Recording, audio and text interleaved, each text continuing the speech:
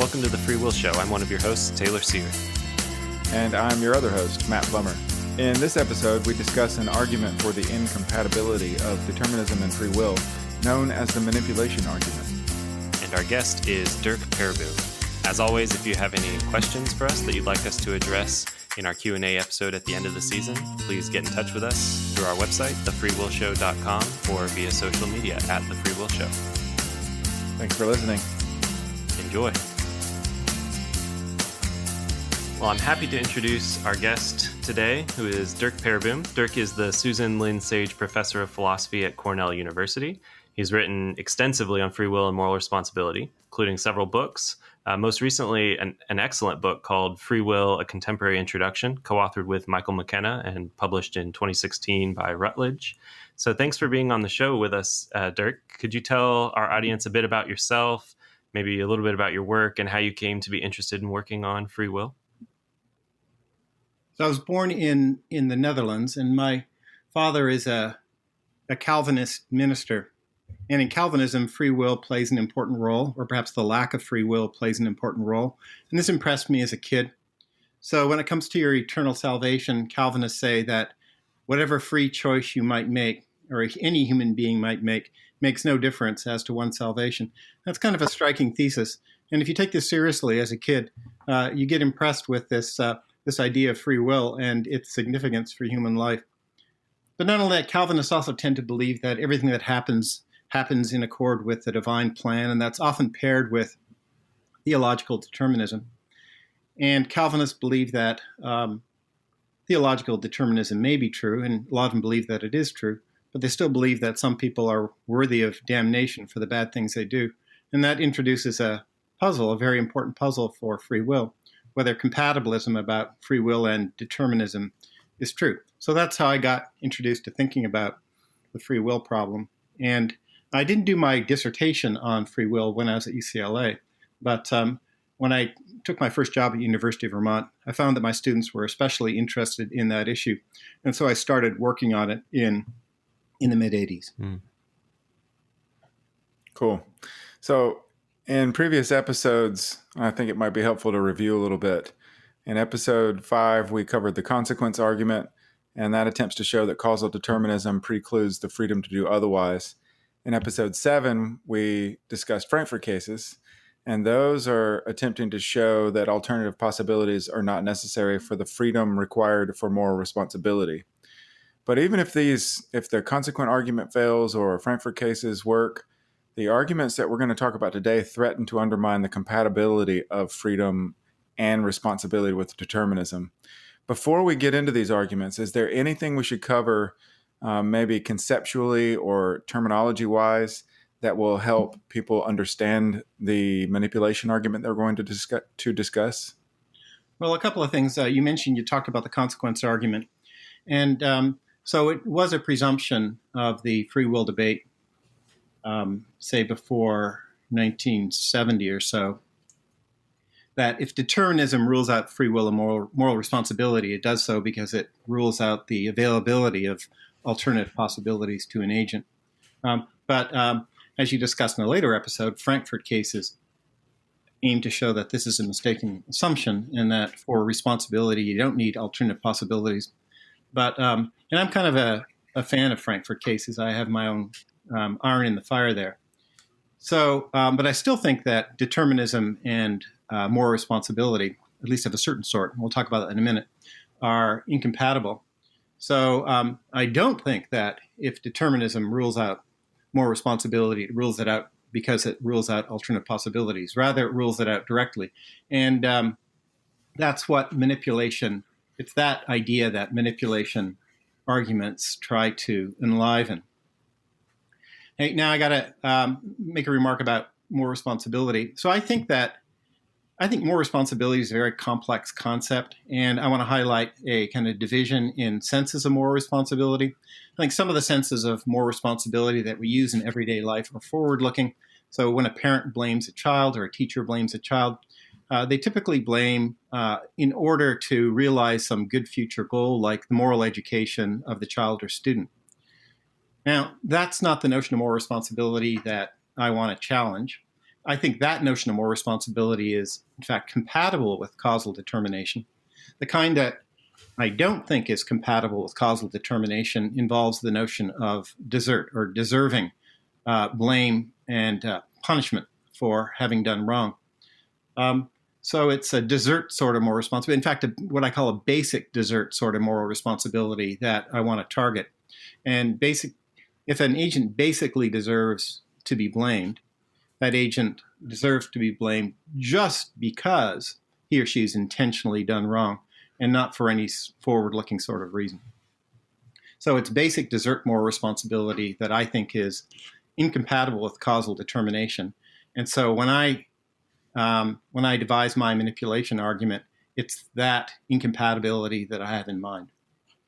Yeah, so according to this idea, this concept of responsibility, we can still maybe offer sort of the kinds of claims that we make when we say that somebody's morally responsible, maybe some kind of blaming action or maybe even some punishment. But your thesis is they don't really deserve this. It's just that when we do this, it brings about good consequences. Yeah, that's right. Maybe we should remind our listeners what causal determinism is, and then we can talk about why you think the manipulation argument shows that moral responsibility is incompatible with determinism. So could you give a quick gloss of what you mean by causal determinism? Okay, there are technical definitions, but maybe we can first talk about theological determinism, because that's one of the earliest types of determinism to show up in human culture. So there's this idea in a lot of ancient monotheistic religions that everything that happens in accord with God's plan.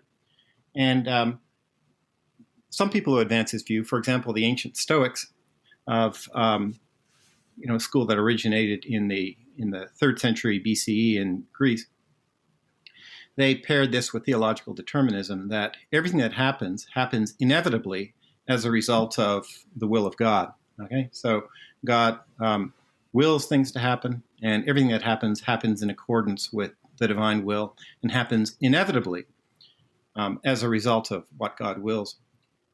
Now, there's a atheological or scientific version of determinism that became especially popular in the 18th century. And on a contemporary statement of that view, everything that happens inevitably as a result of two factors. One, the past, and two, the laws. So take some point in the past history of the universe, say a million years ago, add to that the natural laws, and on a naturalistic version of determinism, everything that happens subsequently happens inevitably as a result of the past in accordance with those natural laws.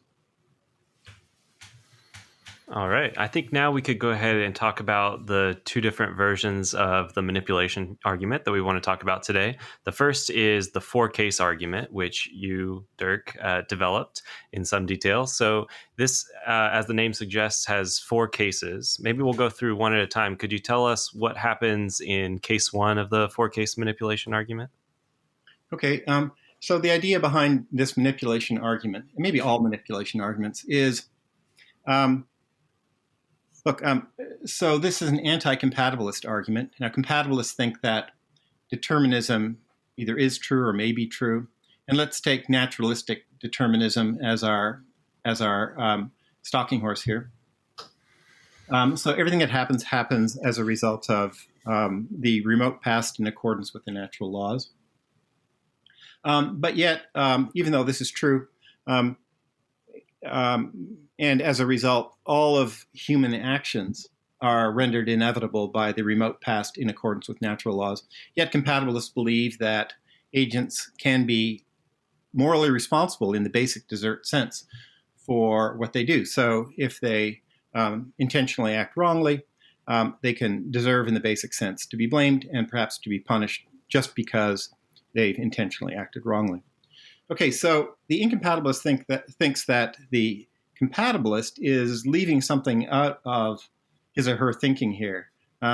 perhaps just setting aside the determinism in evaluating the agent's moral responsibility. Because if the compatibilist took the determinism really seriously, the incompatibilist thinks, look, those compatibilists wouldn't believe that those agents can be morally responsible for the bad things they do. Okay? So the incompatibilist thinks, well, maybe the compatibilist is somehow going along with the practice or the tradition and can't think his or her way out of it. So you need something to kind of jar the compatibilist into seeing what the real significance of determinism is. And manipulation arguments. And one of the earliest manipulation arguments was advanced by Richard Taylor up here at University of Rochester back in the 1960s. And so my manipulation argument is kind of an embellishment of his manipulation argument. And it involves not just one case, but 4 cases. Right, so the idea is to imagine an example in which there are these sophisticated neuroscientists that deterministically manipulate someone into doing something bad. Okay? And the hope is, at least the incompatibilist hope is, that the audience will have the intuition that in that manipulation case, the agent is not morally responsible. Okay? And then the incompatibilist will attempt to point out that, look, there's no difference between the manipulation case and an ordinary deterministic case that would justify the claim that in the manipulation case, the agent is not morally responsible, whereas in the ordinary deterministic case, the agent is morally responsible. Okay? But you've got to devise the manipulation case just right.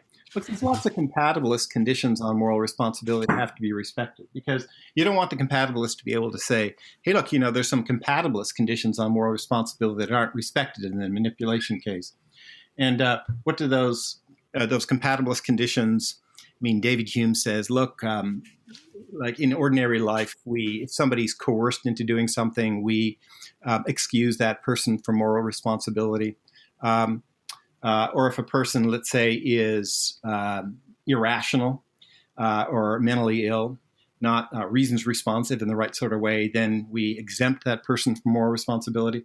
So we have to make sure that the manipulated agent in the manipulation case satisfies all of these kinds of compatibilist conditions on moral responsibility. But that's easy enough to do. So in my first case, I have it that there's a team of neuroscientists that has the ability to manipulate someone. And here I pick the character from the game of Clue, Professor Plum. So manipulate Professor Plum's neural states at any time by remote technology. And they do so by pressing a button just before he begins to reason about his situation. And they know that pressing this button will produce in him a neural state that realizes a strongly egoistic reasoning process, which the neuroscientists know will deterministically result in his decision to kill the victim. The victim's name is White. Okay? We imagine that Plum would not have killed White had the neuroscientists not intervened. So, it's not as if being egoistic is out of character for Plum, but in this particular case, he wouldn't have killed White had the neuroscientists not intervened. Okay? But they do intervene, and all the compatibilist conditions on responsibility are respected. Okay, he's reasons responsive. He's not coerced in the ordinary sense of coercion. So what's your intuition in this case? Well, the incompatibilist hope is that the compatibilist and the audience generally will have the intuition that Plum isn't morally responsible, because after all, he was manipulated by these neuroscientists, and he wouldn't have killed White had he not been manipulated. Okay? But yet he satisfies all the compatibilist conditions. Okay? Now we imagine an ordinary case in which Plum is not manipulated, but is determined in the ordinary sense. And then the advocate of manipulation argument wants to say, hey, look, there's no difference between manipulated Plum and ordinary determined Plum that licenses the judgment that Plum is not morally responsible in the manipulation case, but is morally responsible in the deterministic case. So if you judge that Plum is not morally responsible in the manipulation case, you're forced by reason to judge that Plum is not morally responsible in the deterministic case either. Okay. Now, at this point, rather than at least my thought 30 years ago when I devised this argument was it'd be nice to have some intermediate cases. So that first case I described, I call case 1. Case 2 is a bit different. So in case 1, the agent is manipulated locally, but just before the action occurs by these neuroscientists. Now you can also imagine that all the manipulation takes place up front at the beginning of the agent's life. And it could be by neuroscientists, or it might be by, Leibniz. The philosopher Leibniz believed that human beings are spiritual automata. Basically, we're created by God, and we've got these programs that, as a result of which we inevitably do what the program dictates. So, at least this is the charge, that by virtue of God's action of creating a human being, everything the human being does is causally determined by the initial conditions of creation in the agent's life. Okay, so that's my second case, where you kind of pack all the manipulation you specify the case that all of the manipulation occurs at the beginning of the agent's life, and then in the third case, I wanted that to be a bit more like the ordinary case than case 2. So I say Plum's an ordinary human being, except that the training practices of his community causally determined his deliberative reasoning processes, so that they're egoistic as they are in case 1 and case 2, and as a result of which, in this particular situation, he's causally determined to kill White. Okay, so those are my 4 cases. What I want to say is that for any 2 adjacent cases, such as case 1 and case 2, 2 and 3, the compatibilists can't point to any kind of principal difference between the 2 adjacent cases that would license a judgment of non-responsibility in the earlier case and a judgment of responsibility in the later case. So basically, the non-responsibility, you can push the non-responsibility all the way through the 4 cases, from case 1 to case 4, so that your conclusion should be that in case 4, i.e. the ordinary deterministic case, Plum isn't responsible either. Great. That was clear. Very helpful. Thanks, Dirk. Maybe I'll ask here whether someone might try to object by prying apart a couple of the cases. So I can see some people thinking there's an important difference between at least case 1 and case 2, because on the one hand, in case 1, these neuroscientists they found Plum sort of in the middle of his life, and they come and they tinker with his deliberation, or they make him more egoistic in his deliberation. Whereas in case 2, if all of their tinkering is front loaded, they're not intervening in his life and changing his deliberation process. Do you see any plausible way of trying to pry apart cases 1 and 2 in this kind of way? Yeah, I think that a number of psychologists have run studies on these manipulation cases, and kind of pretty robust result is that kind of intentional local manipulation, as in case 1, more reliably generates judgments of non-responsibility than loading all the manipulation up at the front of the agent's life. And so why is that? Like, one possible explanation is that, like, in ordinary life, like, for example, in court cases, considerations of what happened at the beginning of the agent's life are seldom raised. I mean, maybe sometimes circumstances of the agent's upbringing are raised, but basically, the nature of the agent at the beginning of the agent's life, that's never a consideration raised in ordinary life. Okay, so that might explain that. But look, I guess what I want to say is that a mere temporal difference between when the manipulation occurs is not a difference that, in principle, should lead us to think that an agent is morally responsible in the local manipulation case and not morally responsible in the remote manipulation case. I mean, temporal difference doesn't sound to me as if it could be a difference that should result in a variation in moral responsibility judgments. Could one difference be that we inherit so much from genetics and environment at a very early age? So depending on how far back we stretch the temporal difference, it might make a difference. Does that make sense? Yeah, so you're thinking that if you stretch the difference way back in time, then that makes a difference to responsibility in the following sense, that those differences, that that what happens at the beginning of one's life or before one even comes to exist make less of a difference for more responsibility than what happens at the time of the action. Is that the thought? Yeah, or maybe we could even stretch back, if you have a 30-year-old agent that you're manipulating, stretch it back 10 years. Maybe that makes a difference. But if you stretch it back to infancy, well, we all have stuff that we get from infancy that we're not responsible for. Yeah. So I think there's something intuitive about that, but I think that once you think about it, it's hard to justify that difference, right? It's hard to justify the claim that look what happened 10 years ago should make more of a difference to one's responsibility than what happened 20 years ago. It's maybe we naturally tend to make those judgments, but I don't see how they could be principled. Thanks, Dirk. So another way maybe someone could try to pry some of these cases apart is by pointing to the fact that, at least in the first three cases, we have something like manipulation by intentional agents, the intentions of the neuroscientist or the community in case 3. But in the ordinary deterministic case 4, it doesn't look like the agent is determined by the intentions of some other agent. So is that a way that you see as plausible as of prying these cases apart? Okay, great. So that's so Bill Lycan made this suggestion back in 1987. So in case 1 and case 2, we have intentional manipulation, where we have agents that intend for the victim to act in a particular way. Whereas in case 4, we don't have that. And case 3, who knows?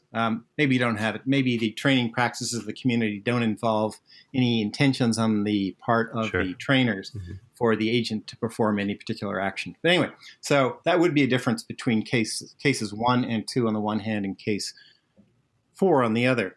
And the psychological studies do show that if intentional manipulation is present, a non-responsibility judgment is much more likely than in cases in which there's no intentional manipulation present. Okay, so one point to make is that if you set up the manipulation cases right, then at least from the skin in, so to speak, you want the cases to be the same. So you want the or at least the kind of immediate neural causes of the action to be the same in all 4 cases. Okay, so maybe that has some dialectical force, but the key thing is to think up cases in which it's intuitive the agent is not responsible, but in which there is no intentional manipulation. And so Mele has this case in which it's a kind of freak accident of the weather. I think it was that the agent act in the way that he does. And I've got this case in which it's some machine that is non-intentionally formed somewhere in space that does the manipulation. But at least in my case, I think we often think of machines like sophisticated machines like computers as having intentions. So I think the really good case is one devised by Gunnar Bjornsson from 2016. So he's got an example in which the agent, say in this case Plum, is caused to act the way he does, satisfying all the compatibilist conditions on responsibility by what? An infection. Now, the infection slowly renders Plum increasingly egoistic without bypassing or undermining his usual agential capacities. And Gunnar predicted that if subjects were prompted to see the agent's behavior, Plum's behavior, as dependent on this cause, this bacterial cause, attributions of responsibility would decrease, would be undermined to about the same extent as in cases of intentional manipulation. And this turned out to be true.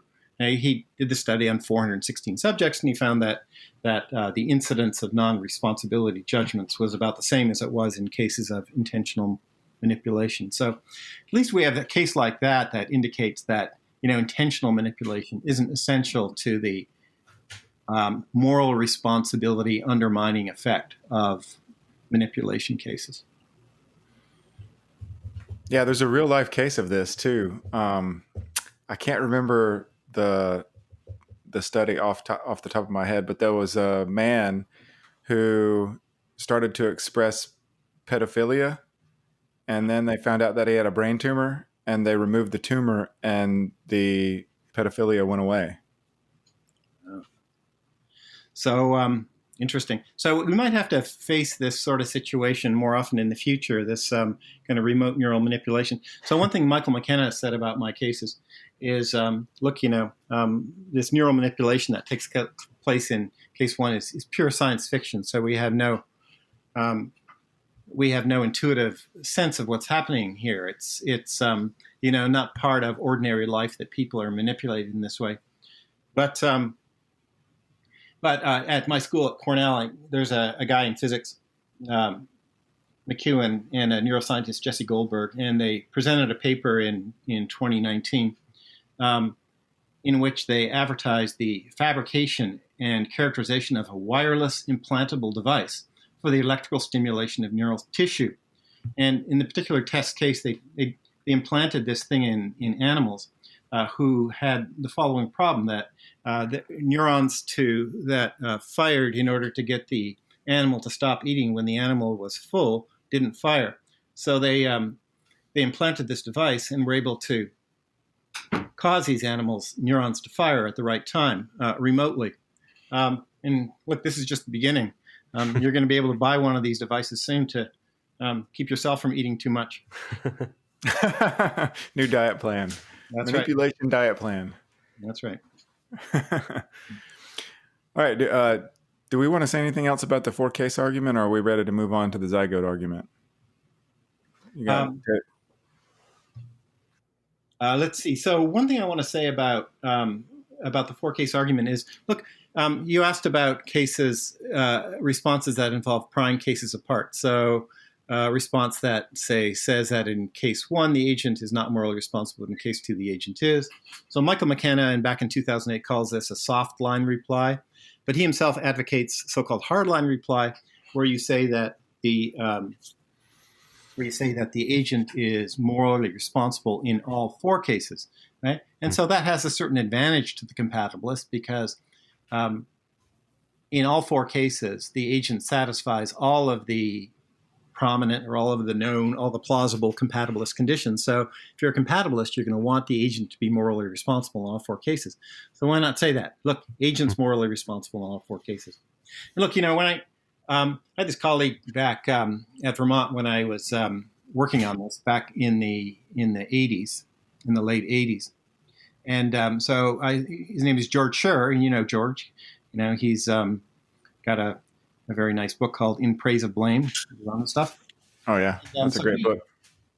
And so he said, back in 1988, when I first gave him this paper called Determinism al dente, he said, well, what I want to do is just take the cases backward. Look, it's intuitive that in case 4, Plum is morally responsible. Like, everybody agrees that ordinary Plum is morally responsible. But there are no responsibility relevant differences between cases 4 and 3. So we should judge that Plum is morally responsible in case 3. Same goes for cases 3 and 2, and same goes for cases 2 and 1. And so if your intuition is, and our intuition in fact is, that Plum is morally responsible in the ordinary case 4, we should judge that Plum is morally responsible in case 1 as well. And I think that's a great challenge. And it's taking the argument backward. So at this point, things get really difficult. So Michael McKenna has a version of this challenge from 2008, in which he argues that like in the context of the free will debate, maybe your intuition about Plum in case 4 shouldn't be, if you're being fair, that Plum is clearly morally responsible, but rather something like, it's not clear that he isn't morally responsible. It's some more nuanced intuition. But whatever your intuition is, right? Wherever your intuition is, it's going to transfer to case 1. At least so McKenna argues, because there are no responsibility relevant differences between any two adjacent cases. Okay, so we went back and forth on this a bunch, and you can, if you have him on your show sometime, you can ask him to justify his point of view, which I'm sure he'll be happy to do. One thing I want to say is that when you go backward through the cases, then perhaps features that clarify moral responsibility, the nature of moral responsibility, become evident to you. So you begin with case one, and you think, okay, Plum is morally responsible. But then once you see, as you go backward through the cases, that there's a pretty close analogy between manipulation and determination, maybe your sense that Plum is morally responsible, or your more nuanced sense that it's not clear whether he's morally responsible, will be affected, right, by your assessment of the cases as you go backward. Okay? So that's my response to McKenna in a nutshell. Mm-hmm. All right, well, let's go ahead and move on to what's called the Zygote argument now. Alfred Mele has this case of Diana and Ernie in his book Free Will and Luck. And could you explain a little bit about what the Zygote argument is, and maybe how it's similar to the four-case argument and how it's different than the four-case argument? Okay, so nice thing about Al's argument is that it's like Richard Taylor's argument from the 60s and early 70s, in that it involves just two cases. And at least, for some purposes, it's nice to have a kind of a simpler argument, one that involves just two as opposed to four cases. And so his case is in some way similar to my case two, although what I say in my case two is that Plum is manipulated from the beginning of his life. And so Al, in his Zygote argument, makes it clear that the manipulation takes place before the agent. Okay, the agent is Ernie, comes into being. So in his view, Diana, a goddess, combines the atoms of a zygote, because she wants a certain event to occur 30 years later, and the event is an action. Okay, that this guy Ernie, who forms from the zygote, performs. Right. So, and from her knowledge of the state of the universe just before creating this zygote and the laws of nature of her universe, which is deterministic, she can deduce that a zygote with precisely this constitution located in the Mother Mary will develop into an ideally self-controlled agent who satisfies all the compatibilist conditions on moral responsibility, but performs a certain action 30 years later. Okay? So call this agent Ernie. So Ernie is the descendant of this zygote formed by Diana.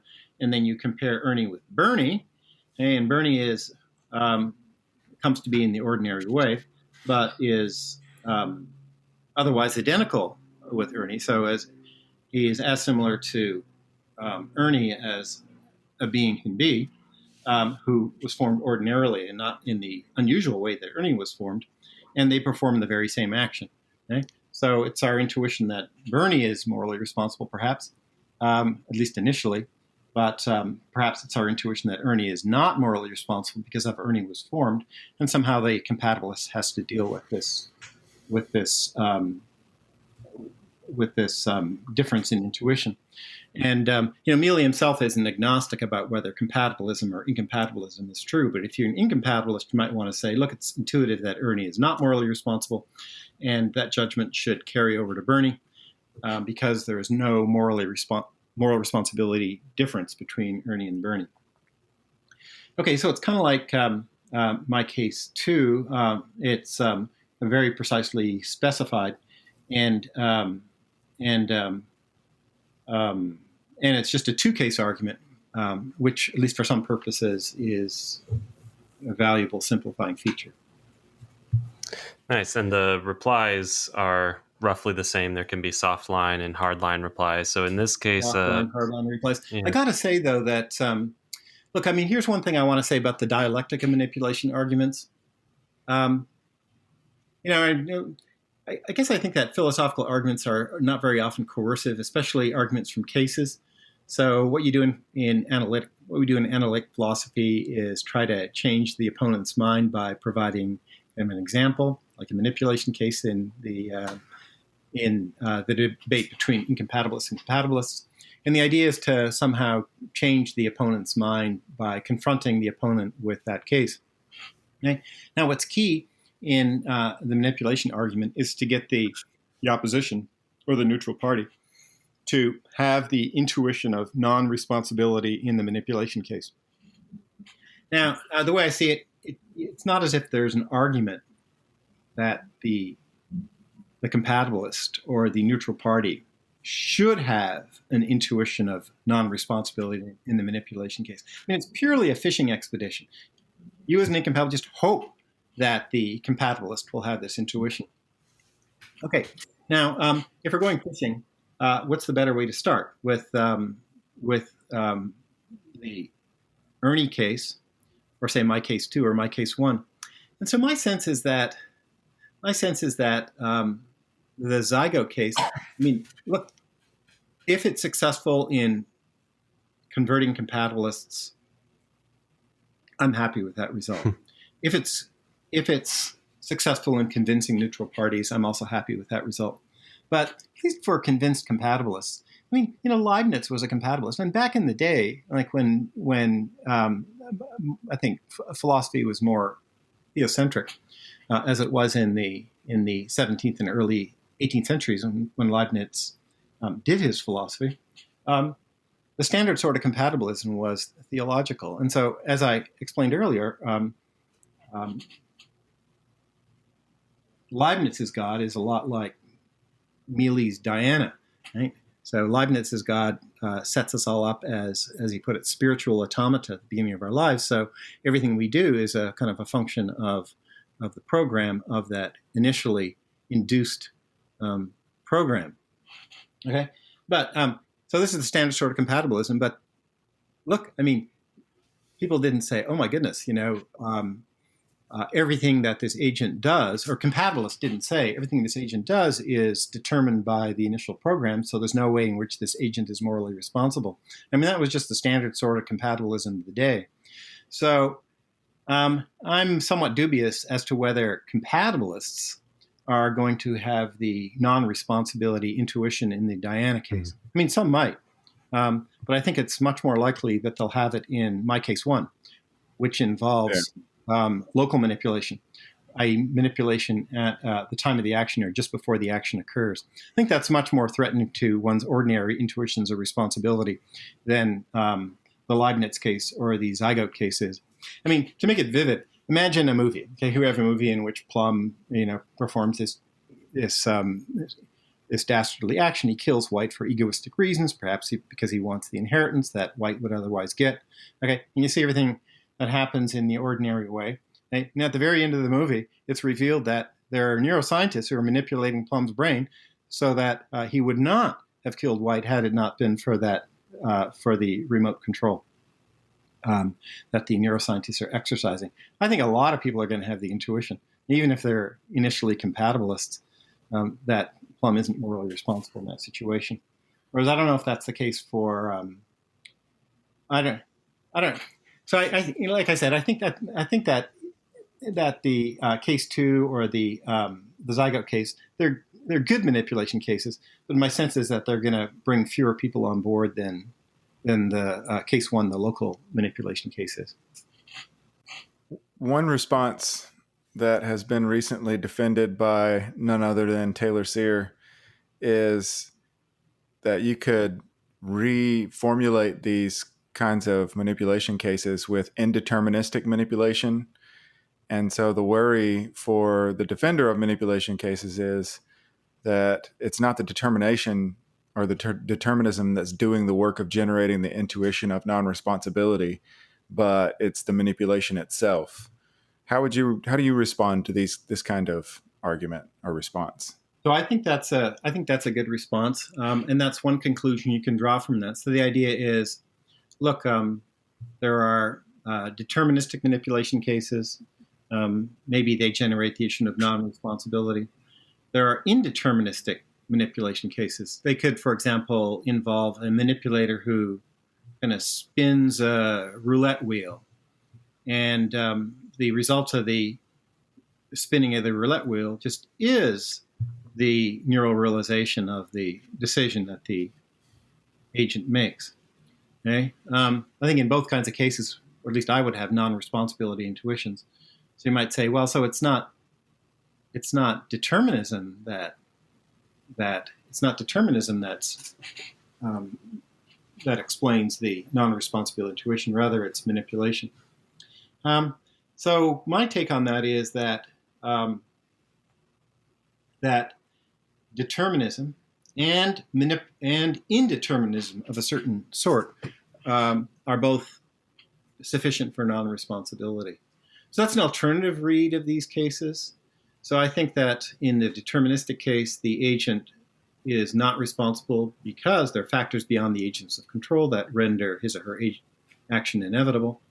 And I think that in indeterministic cases specified in the right way, the agent is not responsible because the agent doesn't and can't make a difference as to which of two possible actions occurs. So, and that's evident in the roulette case, because suppose that the roulette wheel, if the roulette wheel lands on number 67, Plum decides to kill, and if it lands on 68, Plum does not decide to kill. There, it's not the agent that's making the difference; it's the roulette wheel. And I think that in at least certain kinds of indeterministic situations that don't involve manipulation, the same is true. It doesn't make there's nothing that the agent does or can do that makes a difference as to which action occurs. Okay, so I think those are two very distinct ways in which responsibility can be undermined. Mm-hmm. And I think that there are kind of manipulative correlates, ways of setting up manipulation cases that correlate to those two ways in which more responsibility can be undermined. So I guess I have my explanation as well. I think that you have your explanation, namely it's the manipulation and not the determination that's resulting in non-responsibility.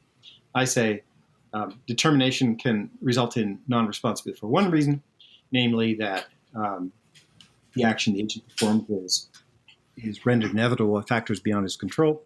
And indeterminism undermines responsibility for a different reason, namely this, that the agent is the crucial point is left out of the picture. The agent can't settle whether the decision will occur or not.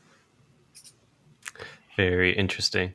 I wanted to ask about one other type of response to manipulation arguments, and this one is one that our guest from the previous episode, Carolina Sartorio, develops at the end of her book, Causation and Free Will. And it's something like, I don't know if she calls it an error theory, but it's something like an error theory for our intuitions about manipulation cases. So she's a compatibilist, and she wants to say that if we intuit that Plum is not morally responsible for killing White, it's because we're thinking that someone else is morally responsible, namely the neuroscientists. And that sort of diffuses our moral responsibility attributions towards Plum. Do you have any thoughts about that kind of case? Do you think it makes a difference whether there's another agent involved? I know you gave other cases where there isn't an agent involved, but do you think I don't know, maybe that we could be misled by the existence of this other manipulating agent?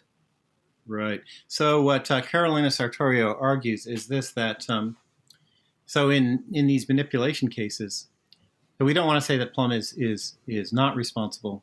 We want to say that he is responsible, but it's going to be intuitive given certain unfortunate human predilections, is that we're going to diminish his responsibility when there are other agents involved.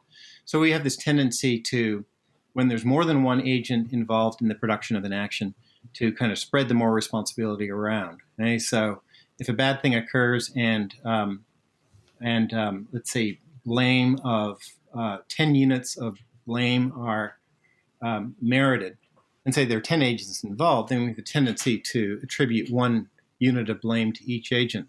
Whereas in her view, what we should really do is at least if the conditions are right, to attribute 10 units of blame to each agent. Mm-hmm. So it's not as if blame gets diffused, even though we have a tendency to make that mistake. So in the manipulation case, if we have a manipulator and we have Plum, we tend to diffuse the responsibility between the manipulator and Plum, whereas we should really blame each fully and equally. Okay? So I think that's interesting, and that's a nice suggestion as to what might be going on in these cases. So I want to say that in case one, it's not that, at least it's not my intuition that responsibility is diffused. So it's not as if I want to say that Plum is half responsible and the neuroscientist is half responsible or some such thing. Rather, Plum isn't responsible at all. I mean, Plum has zero responsibility. So at least the intuition that I have in case one doesn't kind of fit Sartorial's diagnosis. Okay? But if it did, I mean, if my thought were, hey, Plum is responsible in the basic desert sense, but not as responsible as he would have been had he been the only agent on the scene, as in case 4, the ordinary case. If that were my intuition, I think that would lend significant credence to Sartori's explanation. Mm-hmm. So some people make a distinction between different types of manipulation arguments, as they say that yours is more of like an inference to the best explanation, and other types don't have that feature. Do you think that this makes a difference, how we characterize the argument or how the argument is structured? Well, I want to say that I think that when you kind of really kind of press on the argument, any manipulation argument, it reveals itself as an argument to the best explanation. Okay, so Al Mele, when he sets out his Diana argument, he suggests that at least there's ways of conceiving the manipulation argument so that they don't involve the notion of best explanation. But I think that you can see that they involve the notion of best explanation as soon as you start raising objections. So consider the objection that you raised earlier, namely that, look, that the difference maker between case 1 and case 2 on the one hand and case 4 on the other is that case 1 and case 2 involve intentional determination or manipulation, whereas case 4 does not. Okay, so what is that? That's an alternative attempt to explain what's happening in these cases. Okay, so we've got my explanation, namely that what's going on here is that because causal determination is true in all 4 cases, the agent is not morally responsible in all 4 cases. Somebody else says, no, that's not what's happening. And the best way of explaining what's happening in these cases, in this manipulation argument, is that intentional manipulation explains the intuition of non-responsibility, which leaves cases where there's no intentional manipulation free for the compatibilist, free for the responsibility judgment. Okay, so at this point, what we're doing is we're fighting about explanations of intuitions in this manipulation argument, right? Mm-hmm. So as soon as an objection gets raised, I think you're forced into best explanation strategy. Mm-hmm. Like, who's got the best explanation of what's happening in these cases? Okay? So I guess that's why I want to say that, there are different ways of representing the dialectic of these arguments, but as soon as you get into these objections, the soft line objections, maybe the hard line objections, we get into best explanation territory. Who's got the best explanation for the intuitions in these cases? Okay, so I guess I want to say that at the deepest level, I mean, there are different ways of characterizing the dialectic of the argument. At the deepest level, the manipulation argument, and all manipulation arguments are arguments to the best explanation. Well, thank you, Dirk. This was a very interesting discussion. Where can interested listeners go to follow your work? So I've got a website. Maybe you can point the audience to my website somehow with your very fancy 21st century technology. So I've got, you mentioned the book I wrote with Michael McKenna, but that's an introduction to the entire debate since about 1960. So that's from 2016. And I've got 2 books in which I develop my view. One is called Living Without Free Will from Cambridge in 2001. And the second one is Free Will, Agency, and Meaning of Life, Oxford 2014. And they've got lots of articles. But I want to point you to that 2014 book from Oxford as a statement of my view that I will endorse. And I don't think my view has changed a whole lot since then, since 2014. I've got some articles that explain some of the arguments more carefully, in particular the argument that I was suggesting against indeterminism, like certain kinds of indeterminism, being compatible with moral responsibility. So I've got some more recent stuff on that. And I'm working on a new book, actually, on ethics, emotions, and free will. So it explains how ethics and emotions work in a world without basic desert, without the controlling action, i.e. the free will required for basic desert attributions. So I'm hoping that book will show up in the next couple of years or so. Excellent. Looking forward to it, Dirk. Cool. Yeah. Oh, I guess we could mention we linked a book that John Fisher recommended in episode 2 called 4 Views on Free Will. And Dirk, you're one of the contributors there defending your skeptical position in that book. So maybe we'll link that again as well. Excellent. Great. Well, thanks again, Dirk, for joining us today. This was really fun. I love talking about manipulation arguments. And thanks, listeners, for tuning in. Our next episode will be on the topic of moral luck, another challenge to moral responsibility. And our guest will be Dana K. Nelkin, who's professor of philosophy at the University of California, San Diego. So stay tuned for that.